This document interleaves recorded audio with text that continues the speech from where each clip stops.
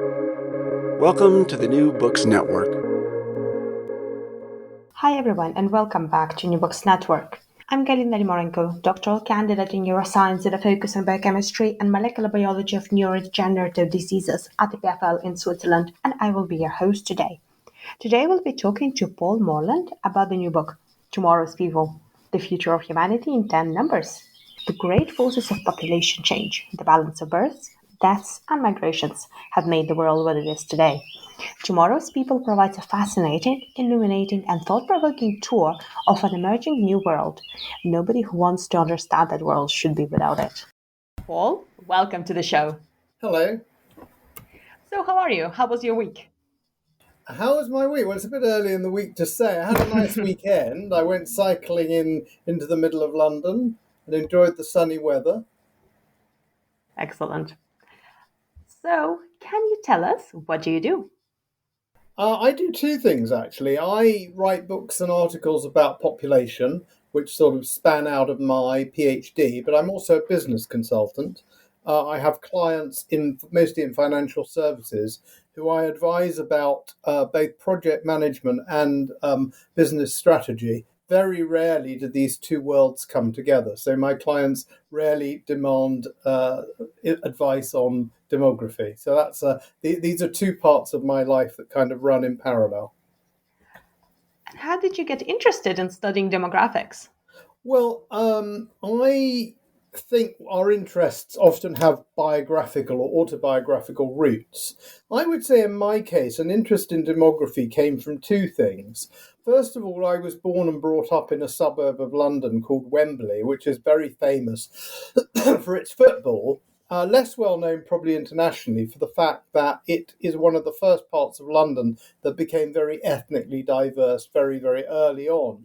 So I saw before my eyes rapid ethnic change in Wembley, in my home suburb, and I found it interesting to start thinking about why that was.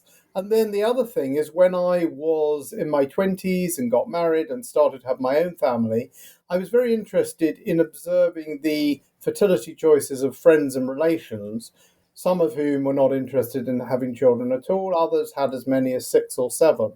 And I thought it was both interesting to understand why they made those choices, and then also that those choices, writ large on a big scale, were going to have a big impact on the world of the future. So you mentioned that you're both academic and also a consultant. So can you tell us how do you marry these two worlds, if you do?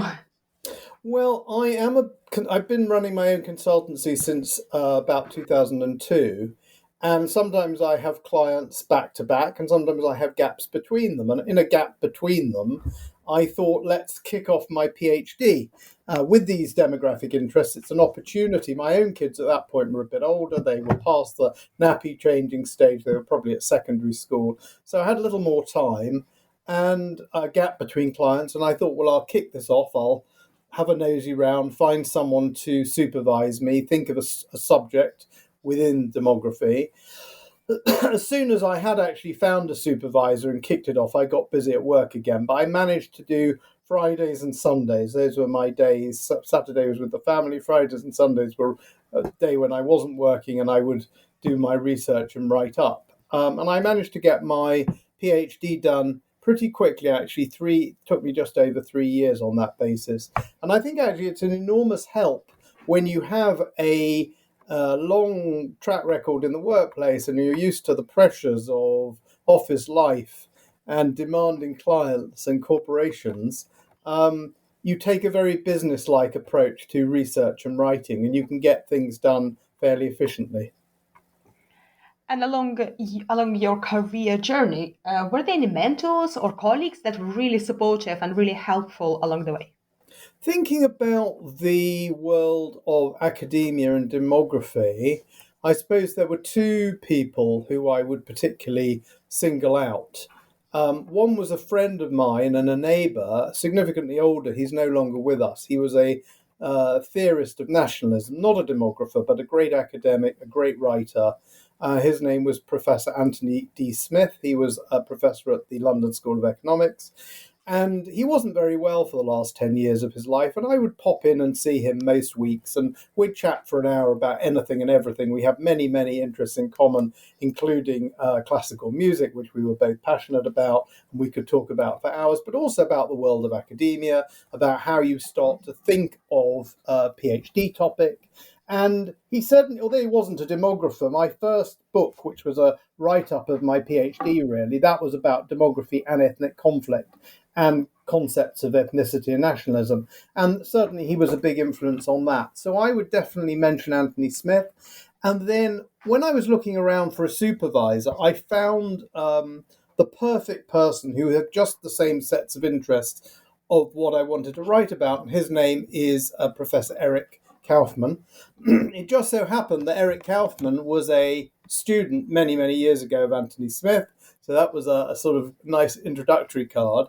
And not only was Eric a fantastic supervisor when I wrote my PhD, but he's also been a great supporter of everything I've done since, and he reads all that I write and makes very helpful critical comments. I suppose the other person I would also mention is a chap called David Goodhart, who is more of a journalist. He started a journal called Prospect about 20 years ago in the UK, and he has many interests. He works for a think tank called Policy Exchange, and like Eric, he's very supportive in what I do and very helpful. For example, he introduced me to my agent, Toby Mundy. So he has been a great support in the work that I've been undertaking in demography. And what would you say to our student listeners and also early career researchers? Well, if they're thinking of making a life in academia and thinking of becoming academics, I would say think very carefully about your PhD topic. So the PhD topic I chose, which was demographic engineering, ethnic groups and how they use demography in their struggles with each other, was a useful field to study because there'd been a little bit of work done in it, but not very much. You want to find a topic that you're very interested in, where others have sort of started to make some headway. You're not inventing things from scratch. It is a recognized field. It's got some literature in, but there's lots and lots of space to make a contribution.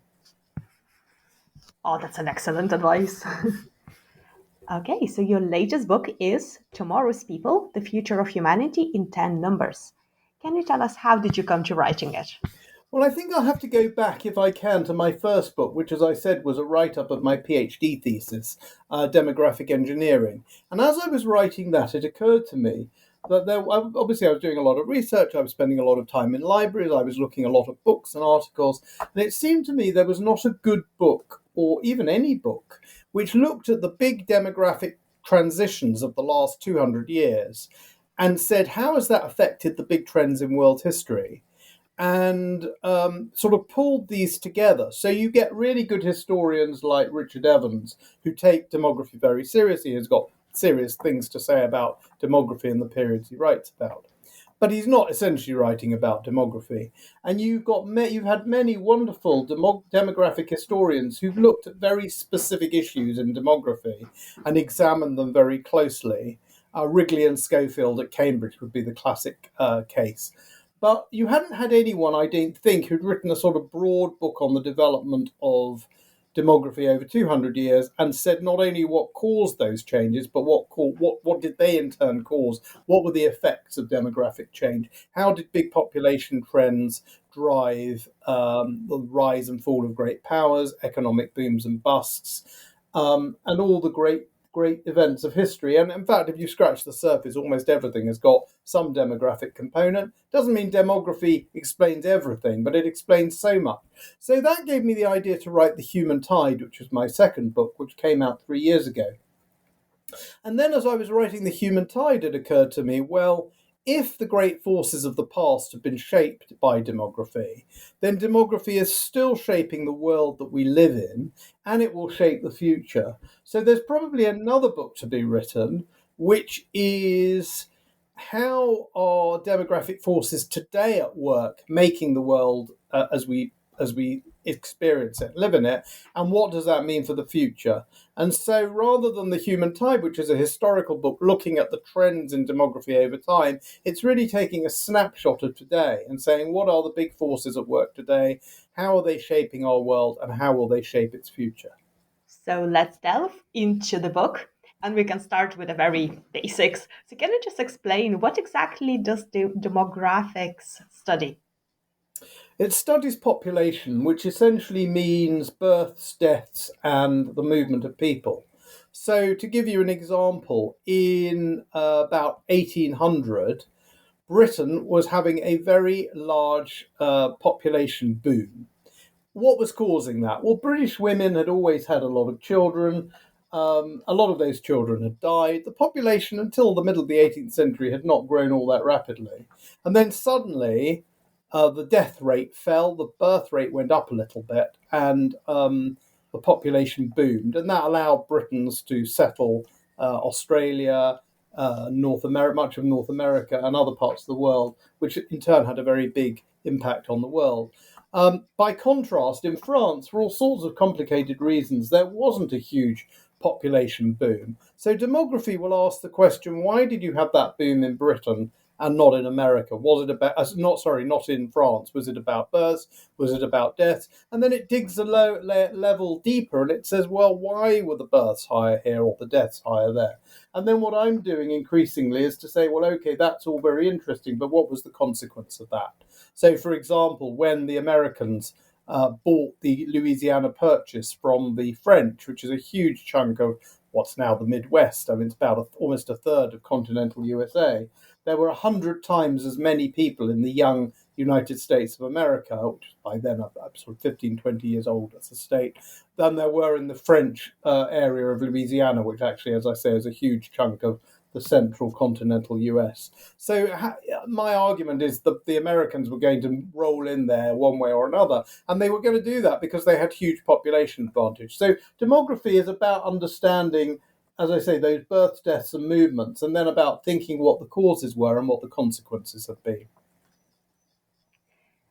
And how do you approach studying demographics? Well, a real demographer who is an academic looking at demography in itself rather than what I do, which is more looking at its consequences, will look very closely at the births and the deaths. Now, today that's not so difficult to do because we have very good sources of information in many countries. I mean, you could still doubt whether essentially the poorer the country, the less good its records are. But in a country like the UK or most of Europe, most of East Asia, the data is very, very reliable. So usually the government records these things and they become public. The United Nations pulls them all together, so does the World Bank. So there are multiple sources on how many children were born, how many women were of childbearing age, so how many children each woman is having, how many people died and what the causes of those deaths were and what age they died at, so how long they could expect to live. That information is very widely available now, so I'm able to pick up on that and use it to draw out bigger patterns. But what a lot of demographers would be actually working on those data. So we got a census coming out in Britain in the next month or so, and they will have been working on what are the right questions, how do we structure the form, how do we ensure that it's being widely distributed and responded to, who do we think is going to respond, how might we adjust the numbers to reflect the fact that some sorts of people may be more likely to respond than others. How do we interpret all that information? And so, for example, if you know how many deaths there were in a given year and what age people died at, what does that mean for how long a person can expect to live if he or she is 20 or 5 or 25? And then looking at things like infant mortality, how many children die in the first year, how is that changing? That can be very important. So in Britain, we had a bit of a wobble. Normally, we've got very low infant mortality, not as low as some outstanding countries in other parts of Europe, or Asia indeed, but generally quite low. We had a bit of a wobble. It went up for a bit and down for a bit. So it didn't go up very much, but it went up enough for people to say, well, what is this about? Is it about maybe immigrant mothers are not getting enough information from the NHS? Maybe childcare provision or support for mothers in their first month is not any longer doing what it needs to do. So it can have very practical consequences in people's lives. There's a wealth of really crucial information from all of this data. Yeah, we can't really be a mature, developed society without understanding these issues, without understanding how many people are born and how many people die and what age people are dying at. And also how many people are coming into the country and how many people are going out of it. You need that to think about planning for schools and hospitals and old age homes. And it's interesting, in Britain, we started our census in the beginning of the 19th century, so just over 200 years ago, at a point when the state was increasingly taking an interest in these things. But censuses are a lot older than that. I mean, they go back to biblical days. We know that there were various censuses mentioned in the Bible, both in the Old and the New Testament, that the ancient Egyptians were counting their number of people. In those cases, it was very much about thinking about wars and how you could raise an army. But as time has gone by, it's been increasingly about how the state provides the kind of welfare and services that its citizens have come to expect. So you already mentioned a couple of the components and measures that you use. Can you explain what they mean? Something like birth rates, death rates? Sure. So a birth rate and a fertility rate are both about how many people are being born, and a death rate and a life expectancy are about when people die. But they're slightly different things. So the birth rate simply looks at a country and it says how many deaths were there, how many births were there for a birth rate, how many people were there, and what percentage of people died in a given year or were born as a percentage of the total population. And it's normally expressed per thousand. So if we have a birth rate of 10 per thousand, that means that for every 100 people in the country at the start of the year or the middle of the year, one was born. Similarly, with death rates, they're per thousand. So if you have a death rate of 20 per thousand, it means that 2% of the population died in the course of the year. The trouble with those measures, and they are useful, is they're a bit crude.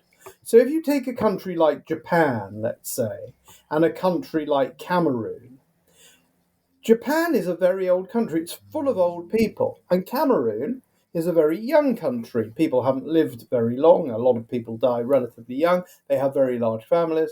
And so you might have two countries with a similar population size, say, but you would expect them to have different death rates. You would expect Japan to have a higher death rate because it's got more old people. But then on the other hand, Cameroon has a higher death rate because it doesn't have as good welfare services or provision. People aren't as well fed. So coming out with something like a life expectancy, which is a slightly more complicated calculation, will tell you how long people can expect to live. So even if a lot of people are dying in Japan, that may be because they're already old. And Japan might have a life expectancy of something like 85. A similarly high proportion of people might be dying in the Cameroon, but because it's a very young country, they'd have a much lower life expectancy, maybe 60 or 55.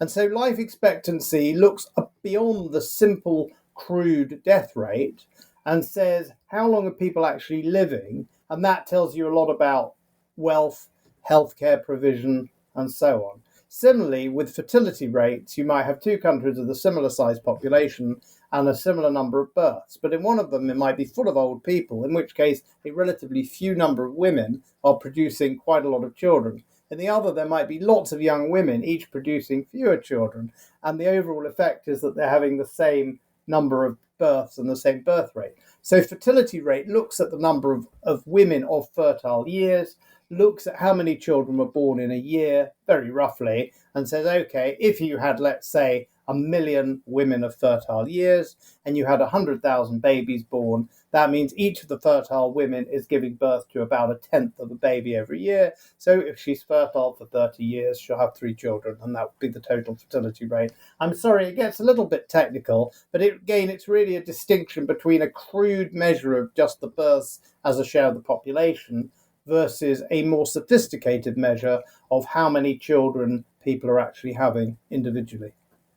Yeah, for sure. These are such interesting measures when you go right into the detail. And actually, well, most of us hear the life expectancy, this concept quite often that different countries have different life expectancies, but it's really difficult to understand it fully, and especially in a historical context. So, for example, if the life expectancy of a country was lower some time ago, that did not mean that no human lived beyond specific age. Like, for example, over 90. There were people who were Yeah. over 90, were there? Of course. I mean, that first of all, it's always the case that it is an average, and there will be exceptional individuals who have lived much longer. But the other thing that's often not understood about life expectancy is it's hugely skewed by infant mortality. So if you have a child dying in his or her first year, or even below 15, that has a very big effect on life expectancy. Something like COVID predominantly killing off older people had a relatively modest effect on life expectancy, because when you're looking at a child who dies, you're looking at a huge number of lost years. Historically, about a third of children would die before they were aged 1 in most societies until 200 years ago, and in many societies until 50 years ago. And maybe 2/3 of people would die before they got to the age of, I don't know, 15 or 20, when they might have their own children. So, you had to have 6 children to produce 2 who'd be able to reproduce. But what it meant for life expectancy was life expectancy in those societies often looked very low, 30 or 40, and it was low. The people we know about, the famous people, the people we hear about, are the ones who didn't die in their first year, or probably in their first 15 years. Once you'd made it over that hurdle, you had a reasonable chance of living till maybe 50 or 60. So it is just an average, and it gets very skewed. And what happens is, as you get your infant mortality rate down rapidly, which has happened in many countries in the world, your life expectancy grows extremely fast. Keeping an 84-year-old alive till he or she is 87 is a fantastic achievement, but it only adds marginally to life expectancy. Avoiding going from a third of your babies dying to maybe 2 in 1,000, which is the case in the very best countries, some countries in Eastern Europe and East Asia. That has a far bigger effect on the life expectancy number, and you can think of it simply as adding more years to human lives by saving a baby from not dying versus extending the life of an older person. So, how did the human population demographics change throughout the history? Were there like big trends? Well, I try and draw out a very simple picture in my latest book. I mean, The Human Tide tells the story of how this changed over time. But in my latest book, I try and give us a much simpler story of the past so I can focus on the present and the future. And I talk about pre-modern, modern, and post-modern. And it's very crude and simplistic, but I think it more or less captures it. So until about 1800, excuse me, almost everywhere in the world was living in what we would call Malthusian conditions. You may know Thomas Malthus, a writer in Britain around the end of the 18th, the beginning of the 19th century. And he talked about what we now call a Malthusian system, whereby people had lots of children, lots of them died, and life expectancy was very short. If things got better, if you got a good crop, or you discovered a new technique in agriculture, or you found a new island you could plant crops on, the food output would go up. But instead of people's lives improving, just more of the children would survive. The population would expand to a new frontier, and then everyone would live on a kind of miserable edge, with very few people leading comfortable lives. Because the population just expanded to the edge of what the carrying capacity of a country was to support them. Then we go through what I call modernity, and that's the demographic transition. So first of all, for reasons we've talked about a little bit, getting life expectancy longer, bringing down infant mortality, healthcare, better food, and so on. First of all, you get a fall in your mortality rate. So you're still having 6, 7 children, but they're not all dying very young, and so the population rises enormously. And then eventually people are more urbanized, they're more educated. There are a whole series of reasons why more urban, more educated, more wealthy people have smaller families. And eventually you get to the point where not only has your death rate come down, your birth rates come down, and you have a much bigger population, but it stabilizes. That is basically a story of material improvement, if you like. What I argue we're now in is a postmodern period. We are either all at that point where we've all got low fertility and low mortality, or we're very close to getting there. Even some of the poorest countries in the world have brought their infant mortality down enormously, and fertility is coming down almost everywhere. I mean, maybe we'll talk about where it isn't. Outside sub-Saharan Africa, almost everywhere has got either low or it's getting to low fertility rates pretty rapidly, a few exceptions.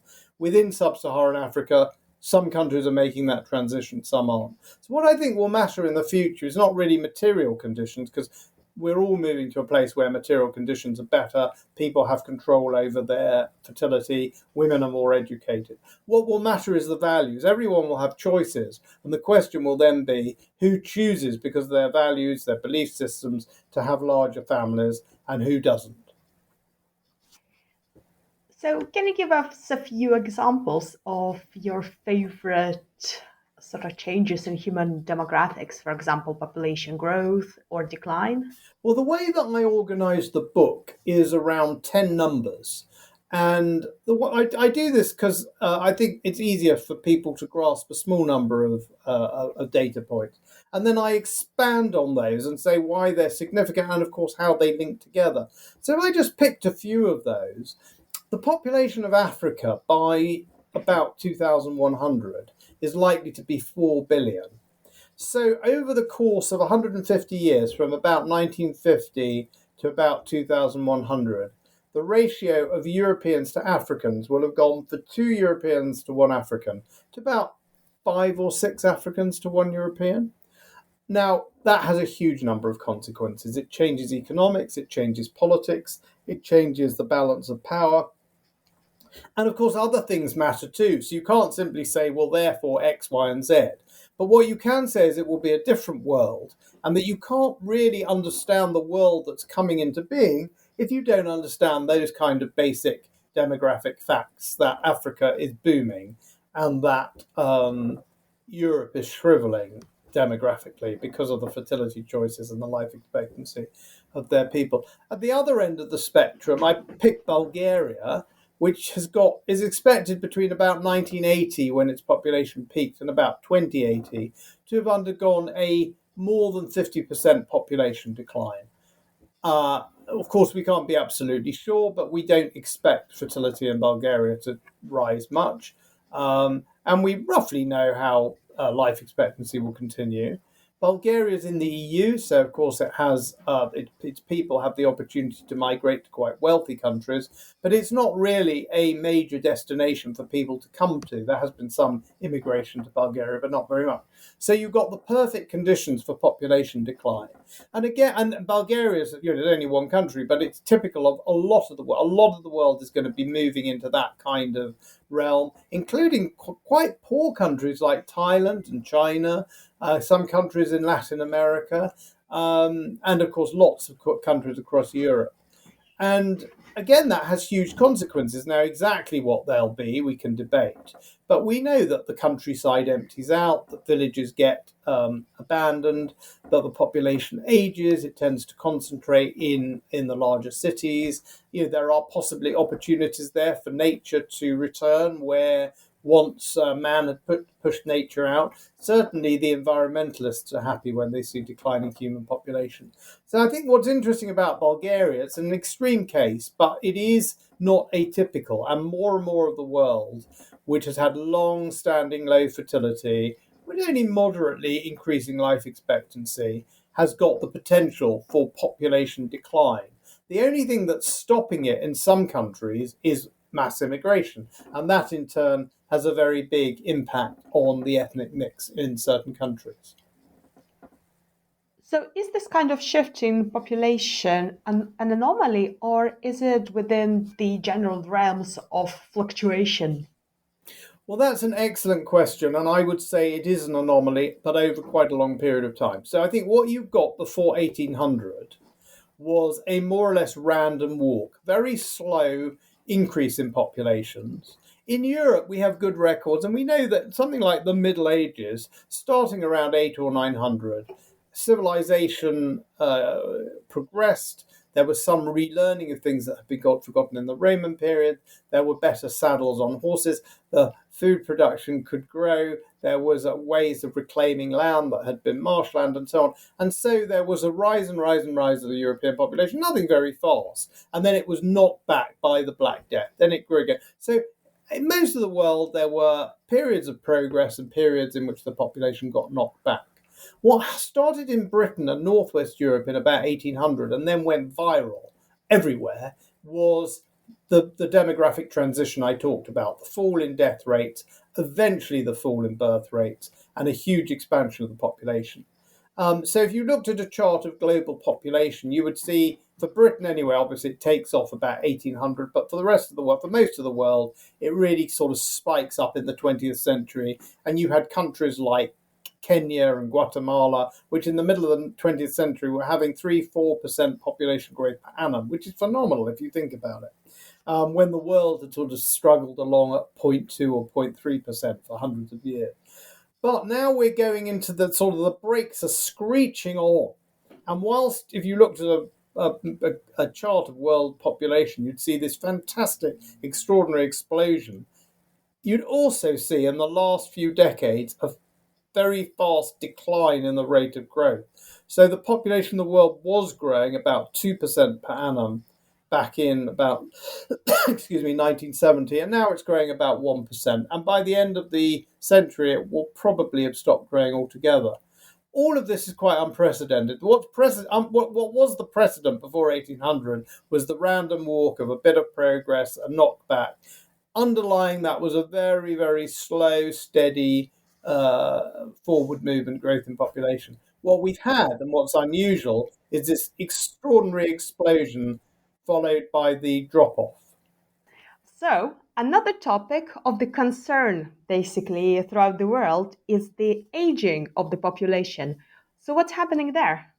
Well, the sort of pattern that I told you about, where first of all death rates come down and then birth rates come down, and then birth rates continue to come down. What that means is you get fewer and fewer young people, and then you get longer life expectancy. So if you take a country like Japan, that's a sort of classic case. It's had very low fertility rates for a long time, and it's very good at keeping people alive. And what happens, first of all, you get a rise in the median age. So if you line the population up, the person in the middle gets older and older. I mean, it would have typically have been 20 or 25 in the past. Now, in a lot of countries, it's in the mid-40s. The middle person in his or her mid-40s or even late 40s in very old countries like Germany and Japan. Then the other thing that happens is people live very much longer, and you get an explosion in the number of very old people. So the people 100 plus. That has a lot of implications. I mean, a young society is very different from an old society. A couple of things that you need to think about. One is that a high median age tends to correlate with more peace and less crime. So older countries don't tend to go to war, and they don't tend to have high murder rates. That doesn't mean that never happens. And of course, Ukraine and Russia are examples of quite elderly countries in terms of the population. They have low birth rates. They don't have terribly long life expectancy, but it's not bad. So they have quite high median ages. You wouldn't expect countries that old to go to war, but they have. But generally, a Switzerland or a Norway is more likely to be peaceful and crime-free, let's say, than an El Salvador or a Syria, full of young men, young people. There are pros and cons of having lots of young people. They do tend to be more violent and bellicose. They're also more creative and more energetic. And as you get aging, you get stultification of the economy. Economies are less dynamic. I talk about grey capital and grey labour. So grey labour is just having a lot of older people in the workforce starting to age, running out of people to do the jobs that need to be done. not enough young entrepreneurs. Grey capital is the idea that as you get an aging population, more and more of the capitals are held by the elderly, and the elderly have different priorities in terms of investment. So they're more interested in channeling their money into government bonds, and that, of course, raises the role of the state. The other thing that raises the role of the state is in most developed countries, people look to the government to provide them with some kind of pensions, some kind of health care, and increasingly some kind of what we call personal care in the UK, that is financial support to be looked after in old age. And that puts a huge strain on the state exactly at the time when the workforce is beginning to decline and there are fewer and fewer people to pay the taxes. So this is going to be a very big challenge for all the countries that are aging. And that at the moment is everywhere, pretty much from Japan to Europe to North America. But a lot of countries in East Asia won't be far behind them. So, do you think something like technology can help in this case? Well, it's an interesting question. There are books like the famous Rise of the Robots, which more or less say it doesn't matter because the robots are going to be able to do everything. And that's very nice in theory. But here we are in 2022, and I'm still waiting for a robot that will clean my house or a robot that will cut my lawn. I think there may be things that can cut lawns. I don't think they do it particularly well.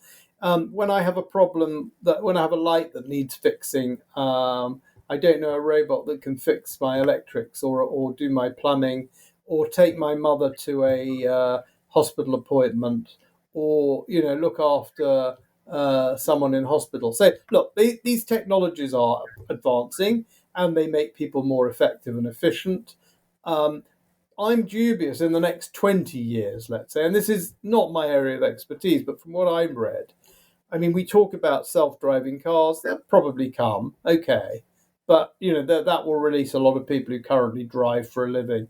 But I see lots and lots and lots of tasks that you would think would be pretty quite simple and straightforward that I don't think we're anywhere near robots doing. I mean, one example, famous example, is the collection of bins. So we leave our bins outside the front of the house, and the van comes along every week, and it's always a man, comes out and pulls the bins along and empties it into the truck and pulls them back. Now, you'd think that wasn't that complicated an issue, but apparently it really cannot be done. That sort of spatial awareness can't be done very well by robots. So, and there's no prospect that they will be able to do it. So, yes, robots will help make labour more efficient so we can perhaps deploy it more effectively across the economy. But I don't think and I could be wrong here, but I don't think the technology is going to arrive in time to save us from labour shortages. Now, a statistic I quote quite often is that when I started in the workplace in the UK in the mid-80s, we had 2 people in their early 20s for everyone in their early 60s. So roughly, look, people joined the workforce a bit earlier. Not everyone went to university by any means then. Or people can retire earlier or later. But broadly, there was about 2 people coming into the workforce for every one leaving it. Now in Britain, those numbers are about the same, and that's true in lots and lots of countries. And it's only going in one direction. And as a result, everyone I speak to who's in the business world has problems recruiting. We have in the autumn, just to give you 2 examples, we had a huge shortage in Britain of tanker drivers bringing petrol to the petrol station. Okay, it's just one example, so that got patched up. But at the other end of the spectrum, we're terribly short of lawyers in all sorts of fields. And I think in part, of course, Brexit has made a contribution. COVID has been a disruptive element. But the underlying demography is such that when you have 2 people entering the workforce for every one leaving it, you're feeding the labour market all the time. And that we've kind of got used to expecting that. Now we're in a world where it's a 1-for-1 and it's going to get worse. And therefore, either we're going to have mass immigration, or we're going to have to learn to live with a more stagnant economy, or eventually we're going to have more children.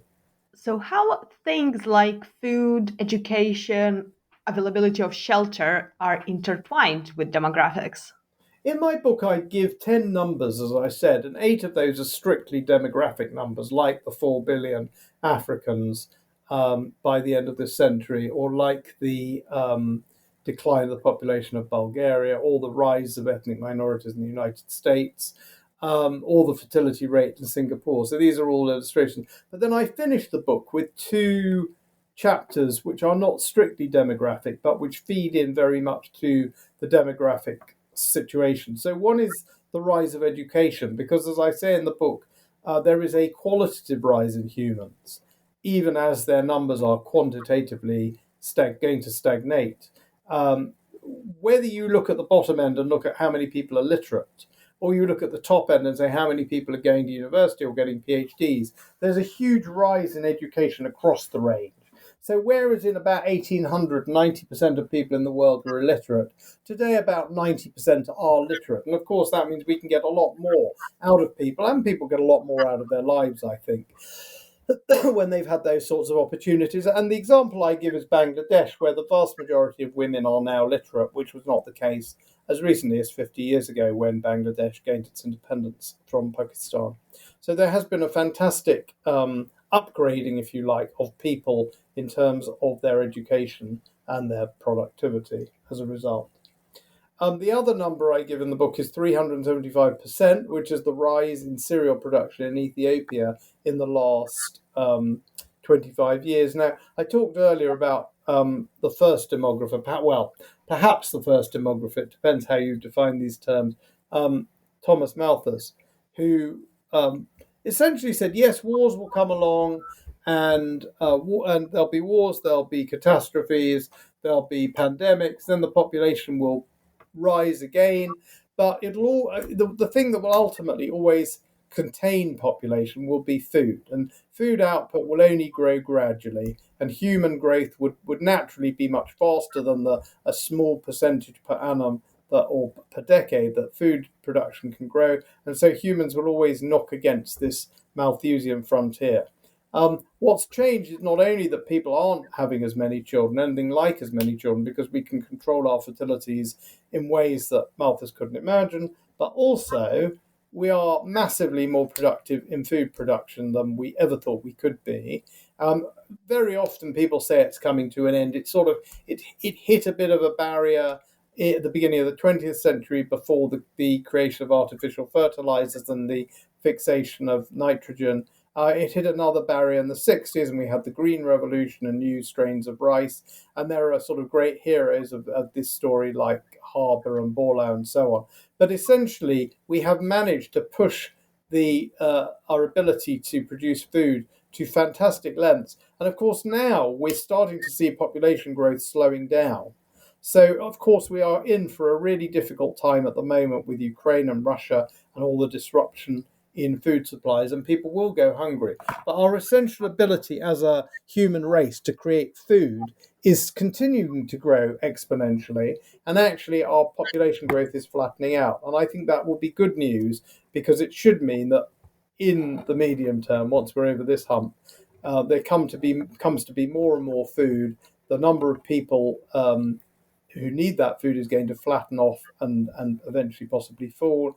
And again, I think that's good for the environment, because it does mean that we will be able to devote less space to the production of food and more to nature. And in fact, already in many countries like Japan, like Russia, much of Eastern Europe, there is a already noted trend of people abandoning agricultural land, and that agricultural land returning to back to nature. So when you look towards the future, what would be your kind of best scenarios? When you say best, do you mean most optimistic, or do you mean the guess that I think is most likely? Well, it's up to you. Maybe best from the point of view of humanity, best from point of view of environment. There's lots to be optimistic about. So I think it's good that we are bringing down our population growth.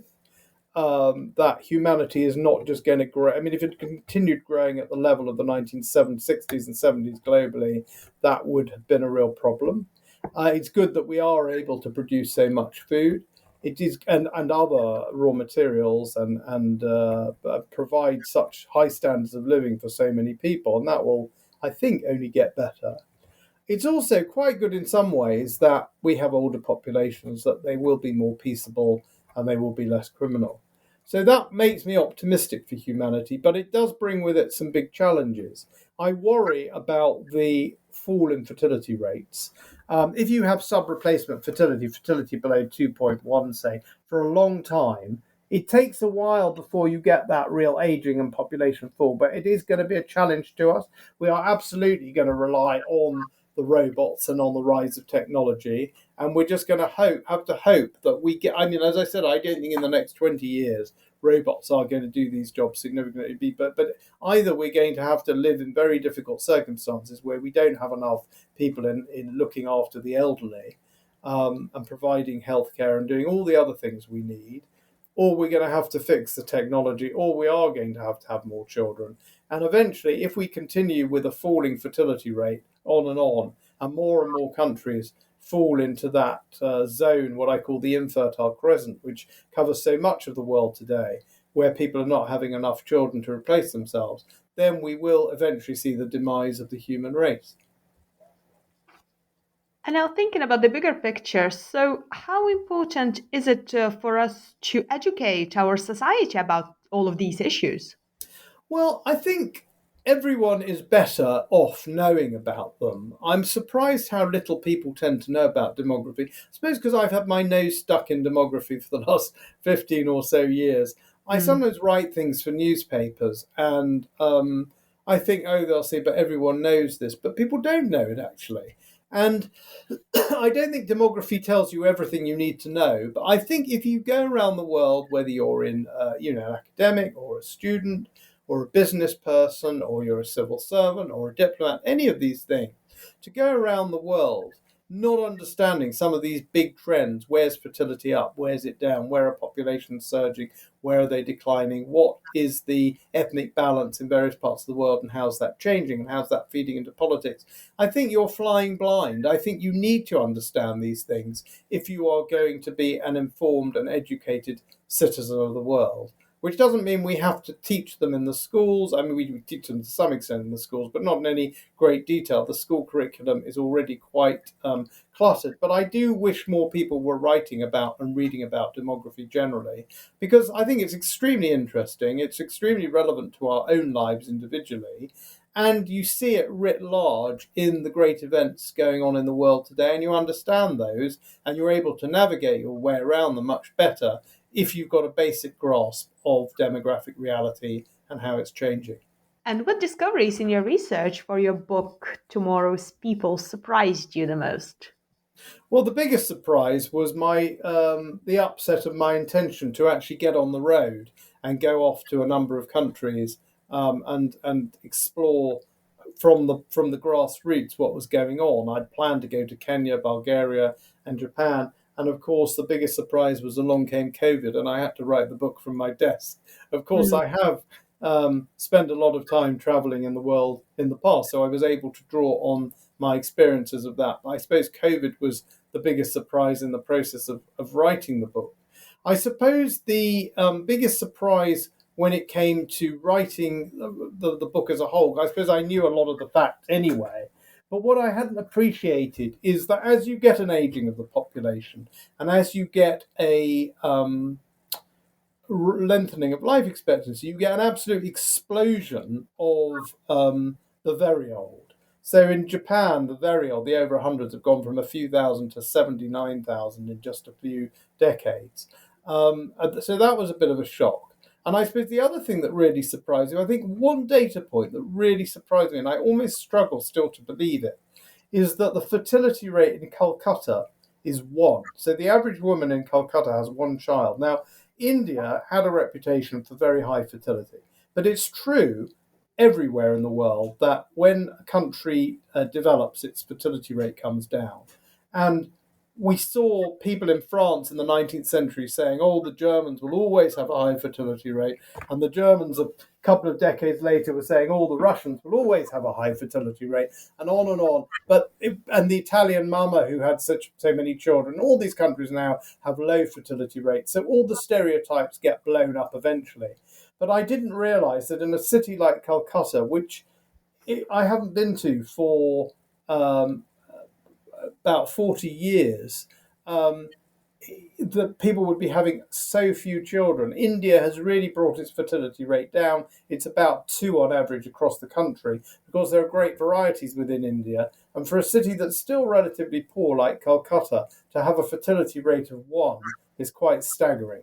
So, do you have any favorite movies or books, like maybe fiction, like science fiction, or about our humanity's impending doom or triumph? Um, Science fiction has looked at these, there are various novels that have looked at the drop off of fertility and what would happen if people couldn't have children and how they might value them. I suppose some of Philip K. Dick's work is quite interesting in that respect. Some of which has been turned into movies. I have to admit, I'm a great lover of literature, but I don't really like dystopian novels. So I couldn't really recommend a novel particularly that deals with demography. Now, I'm afraid, boring though the answer is, I think demography is best dealt with by books, but by factual books on the subject. But I certainly do my best to make sure they're not dry, but they're quite interesting and full of anecdote. I suppose the other book that comes to mind is The Camp of the Saints. It's a French book from about 60 years ago, which talks about vast movements of people from the third world. And I think that, like the Philip K. Dick Do Androids Dream of Sheep, which looked at expected kind of low fertility rates in a way. The Camp of the Saints, the author I forget, I'm afraid, looked at mass movements of people, which I think we are beginning to see, and tragically we see across the Mediterranean every week. And when you think about all of the human population demographics, do you ever think whether you would like to live forever? I absolutely know I would not like to live forever, no. But I think what's really interesting, though, is life expectancy goes up. What doesn't go up much, really, is the life of the oldest person. So the oldest person is usually between about 117 and 120 and living in Japan. So I think there does seem to be some natural limit to human aging. Obviously, life expectancy would grow. We could all get, instead of just the odd person, we could all get towards 120. But under current circumstances, 120 pretty much seems the limit, which I think is foretold in the Bible, actually. I don't really believe in immortality, but what I think would be very interesting is if we imagine we live not to, we didn't push it gradually up from 80 to 90 to 100 to 110, but imagine people were living for 250 years. Now, that's not crazy, that's not science fiction. But I think the way we would conceive of our lives would be very different. And of course, the question then would be, what would be the trajectory of aging? If we all lived to 120, would we just lead most of our lives as very, very old people? Or would we effectively have slowed down the aging process so that someone aged 100 was like a 50-year-old? And of course, again, this is the boundaries of my knowledge and expertise. I talk about it briefly in the book. I say the day after tomorrow's people. So I can foretell what tomorrow's people might be like. But beyond that, it is science fiction. But personally, no, I have no desire or intention to live forever. A normal lifespan will be good enough for me. But of course, it's a paradox. You don't want to live forever, but there's no one point in time when you want to die, probably. That's just something we all have to live with. Yeah, fair enough. Well, this has been a fascinating discussion. So, can you tell us what are you currently working on and what will be your next project? I have written 2 books now I published The Human Tide about 3 years ago. Excuse me. And the Tomorrow's People just came back out a couple of months ago. So that's quite, and my first book was only a few years before that. So I've been thinking about 3 possible future books, and I haven't really progressed any of them very much. I'll tell you about each of them briefly. One is to write something like The Human Tide and Tomorrow's People strictly about Britain. So, what were the great trends in Britain, and how is Britain's future going to pan out because of the big population changes we've got here? So, a book of local interest, moving away from the sort of big global sweep. A second book I would be interested in writing would be the demography of the Israeli-Palestinian conflict, which is something that I touched on in my first book. I think that's been a conflict that has been very much one where demography, population movements have been at the centre, both migrations and fertility rates. And I have written a few newspaper articles about that. And the third one would be the book about the infertile crescent. So, really trying to get beneath the skin of why it is that people across the world in really diverse countries, from Europe to Asia, Christian countries, Muslim countries, Buddhist countries, are having much, much smaller families. Trying to understand why that is, and then look at those counterexamples, those communities or those countries where, despite being developed, they're still having replacement level, and seeing what lessons we can learn from all of that. So it's probably going to be one of those if I ever get round to writing another book. But at the moment, I'm focusing on my other life. And what would be the best way for our listeners to find more information about your work and also your book? Well, if you just Google me, you will find my presence on the St Anthony's College, Oxford University website, so I can be contacted through that. And if you Google me, you'll find all three of my books. You'll find them on Amazon, and many articles. Recently, I've been writing quite a lot for a website called Unheard. That's UNHERD. I've written 3 or 4 articles for them fairly recently and may write some more. I've written for the FT, for the Sunday Times, and for some overseas newspapers like the Toronto Globe and Mail, the Jerusalem Post. So there's stuff out there if people are interested, and they will be able to find, if they want to contact me, I'm always very happy to hear from my readers. But most important of all, they'll be able to find my books in bookshops, on Amazon and on other websites. Well, thank you so much for joining me today. Thank you for your time.